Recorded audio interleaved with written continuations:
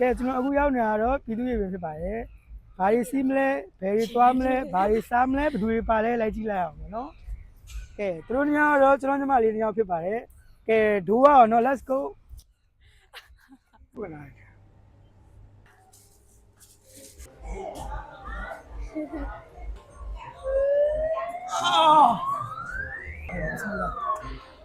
မလွတ်သွားတယ်မပါတော့မယ်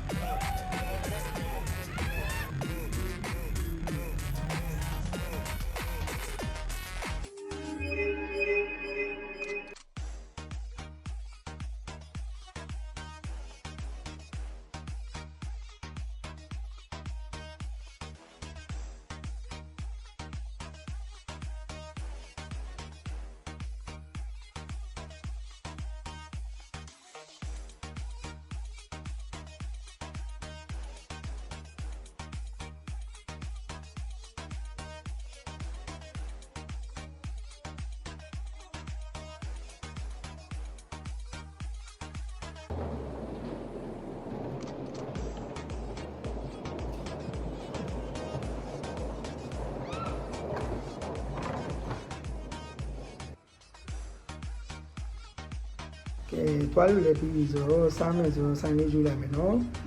ဆိုင်လေးကတော့ SMC ဆာလာဖူတောင်ကျွန်းမှာဖြစ်ပါတယ်90လမ်းတို့မှာပါမြန်မာကိုရီလမ်းမှာသင်ပြစားတဲ့နဲ့နေပါတယ်ဗာဒီစားမယ်ယူတယ် spicy 7-in-1 beef set လေးစားမယ်ပေါ့နော်ဟို menu အသစ်လေးဖြစ်တဲ့ fish cake လေးလည်း try မယ်ဆိုပြီးတော့မှာပြသွားပါတယ်ကဲ easy လေးစက်ကြည့်ရအောင်ပေါ့နော်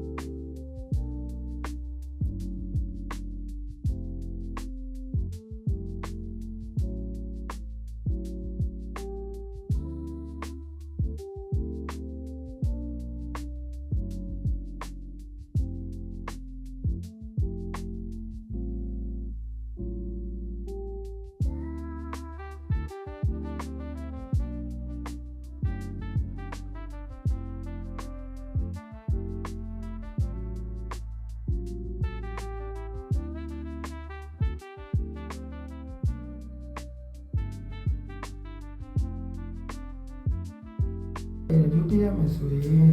ကျွန်တော်စားရတယ်ပါဘောနော် sushi လေးကောင်းတယ် spicy လေးလည်း share လေးကောင်းတယ် sandwich လေးကောင်းတယ်ဘောနော်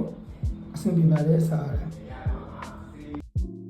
ကဲတွားလို့လည်းပြီးပြီးစားလို့လည်းပြီးပြီးဆိုတော့ပြန်လာတော့မယ်တတား